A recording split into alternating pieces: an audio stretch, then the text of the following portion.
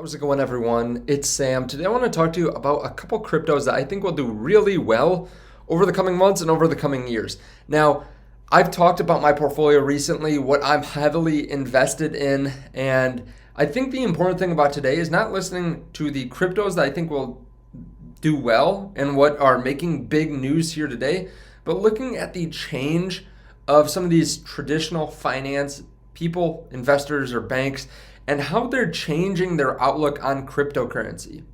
And there's a huge shift that is happening, and I think it's crazy because the prices are up today, right? They're up like 5%, but the momentous changes in news and the fundamentals are crazy, and they're not being shown necessarily in the price of crypto. So I'll explain what that means a little bit more here in a minute, but really focus on how people are changing and not look at the individual cryptos that are making huge headlines today.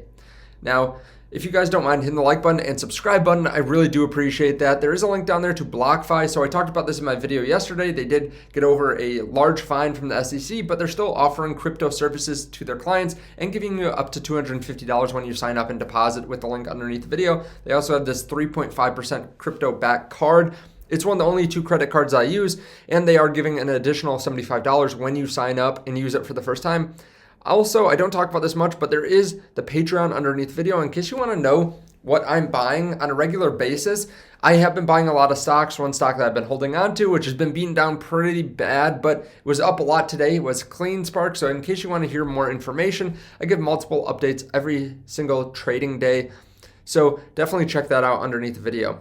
So the whole market is up today. If you didn't see my video from earlier in the day covering some of the news, I would suggest watching that because it covers a lot of the news, why we're up right now, and some people selling everything for one specific crypto.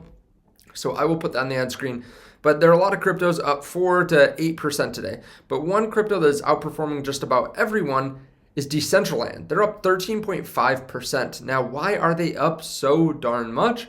Well, JP Morgan Chase is going to be the first bank into the metaverse, and they're buying a place in DECENTRALAND. Actually, they already opened a lounge in DECENTRALAND. So let's break this down a little bit more, because remember, this is the same company whose CEO said that he'd fire a trader in a second for trading Bitcoin. He even made fun of his own kids for buying Bitcoin. So they opened a lounge in DECENTRALAND. This is going to be the Onyx Lounge. The name refers to the bank's suite of permissioned Ethereum-based services. JP Morgan also released a paper that we're going to look at showing how businesses can find opportunities in the metaverse. They say there's a lot of client interest to learn more about the metaverse. The interesting thing is this is coming from JPM's head of crypto and the metaverse. So I didn't even know that they had a head of crypto. Maybe I announced it at some point or saw it, but I did not remember this. We put together our white paper to help clients cut through the noise and highlight what the current reality is and what needs to be built next in technology, commercial infrastructure, privacy, identity, and the workforce to fully maximize the potential of the metaverse. They say in time, the virtual real estate market could see services such as those in the physical world, including credit, mortgages, and rental agreements. I mean, imagine that. You go into DECENTRALAND to rent a space from someone and you pay a couple $100s a month. That's crazy. They also say another big spend would likely be on advertising. They have a prediction that in-game ad spending is set to reach about $18.4 billion by 2027. Now, it doesn't sound like that's just in the metaverse. They're saying in-game ad spending. Now, I looked at the white paper or the paper that they gave on the opportunity for the metaverse. It's 18 pages. For some reason, I couldn't highlight this, but they say the success of building and scaling in the metaverse is dependent on having a robust and flexible financial ecosystem. I wonder if they're trying to get a piece of this and how they're trying to benefit. Well, they are going to offer enterprise-grade value digital asset infrastructure along with more than a half a decade of experience in Web3 and blockchain crypto. So about the time that they were saying that they'd fire employees, they have that amount of experience. They're going to support onboarding through specialized products with focus on account validation, sanction screening, transaction status, and fraud prevention. They're going to provide robust security and required certifications. They're also going to use their Ethereum virtual machine-based zero gas fees blockchain platform. So they're going to basically try to be the bank of the metaverse. It's kind of interesting. I think you have to be careful about this because this is supposed to be decentralized, unlike Facebook's Meta, right? This is supposed to be something that is away from the powers that be. It's supposed to be not connected with them as much. So you have to be careful if you start using these types of things. But it is interesting to see a company that was totally against crypto, and the CEO still doesn't like crypto. He says that, it can do whatever it wants, but it could go to $1 million, but he's not really interested in it. But it's interesting to see a company like that realizes that they still need to be part of it. So even if the CEO is too old school, they still see a massive opportunity, and they're helping their clients underneath. This sounds kind of like what we heard about KPMG recently. So recently, KPMG started buying Bitcoin and cryptocurrencies, Ethereum, and it sounds similar because they're going to help their clients navigate the same thing, just like JP Morgan, right? They buy something in the metaverse, maybe they're going to help their clients buy different properties in the metaverse. Kind of interesting. Everyone's trying to get a piece, even if they are just not really investing in it as much as they're trying to provide services. We also got news today that Warren Buffett invests $1 billion in Bitcoin-friendly neobank, and he dumps Visa and MasterCard stocks. So this is a filing from yesterday saying that he dumped about $1.8 billion worth of Visa and about $1.3 billion of MasterCard, and he bought about $1 billion of Nubank Class A stock. So this is probably a little bit out of proportion. They just have some crypto exposure. They offer an exchange product, but they haven't really been that invested in cryptocurrency outside of that, at least as far as I can tell. But it is still interesting because Warren Buffett has literally called Bitcoin rat poison squared, and he has said that it does not create anything. So the fact is he's very against cryptocurrency and Bitcoin, but he's still investing in something that has crypto exposure. Now, this is not the only thing that he's invested in that has crypto exposure. A lot of the banks that he has exposure to offer different crypto investments. So it's getting harder and harder to get away from cryptocurrency and investing in something that's related to cryptocurrency.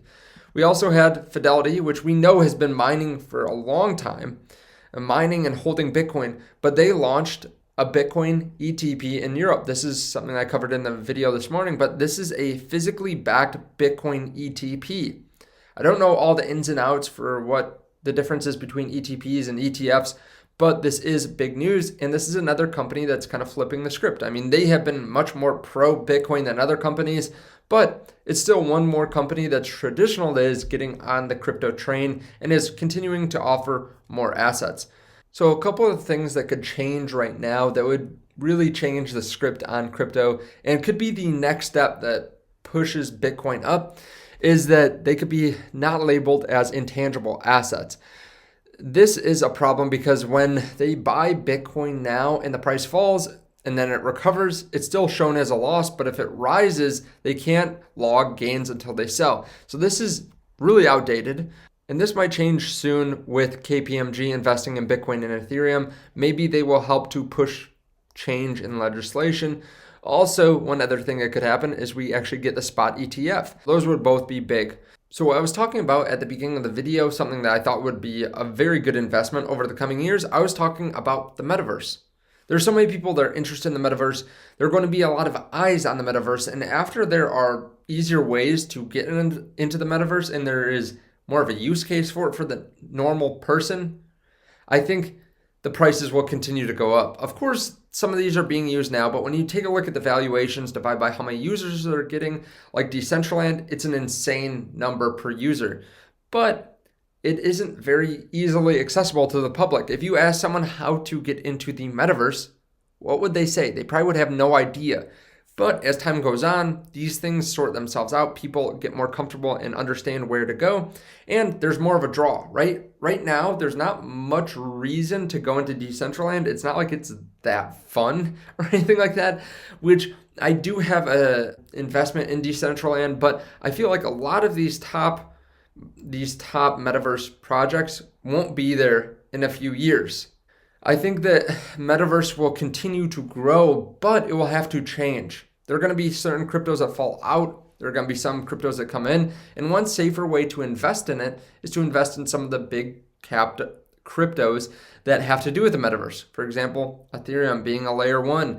Also Solana. Solana is going to have a lot of games that are going to be built on it in the metaverse, and already do have a lot of games because of their high transaction time. So you can make specific bets on metaverses. Like for example, today, Decentraland went up a lot because JP Morgan Chase went into the metaverse and went there. But if you want to go somewhere safer, you can invest in something like Solana, Phantasma, Ethereum. These types of cryptos will do really well too, just with the growing adoption. And if you want to be even safer than that, Bitcoin's going to be around for a very long time. It's in its own asset class, in my opinion, and you can see a lot more companies adopting it than adopting some of these other cryptos. But I still think it's really interesting. I wanted to show this information to you because the fact is people are changing their beliefs, and it's happening right in front of our eyes. So if you're invested in crypto, pat yourself on the back, feel good for a second because you are early on. I realize that we're not that early on. We're not going to get 1000x's, but we're still really early on compared to a lot of the rest of the people in the world. So let me know your thoughts on this underneath the video. What do you think about JP Morgan getting into the metaverse, and also Warren Buffett increasing exposure into crypto related companies? Let me know your thoughts on this underneath the video. Again, you can check out the link down below to BlockFi and to Patreon, and I will see you in the next video. Bye.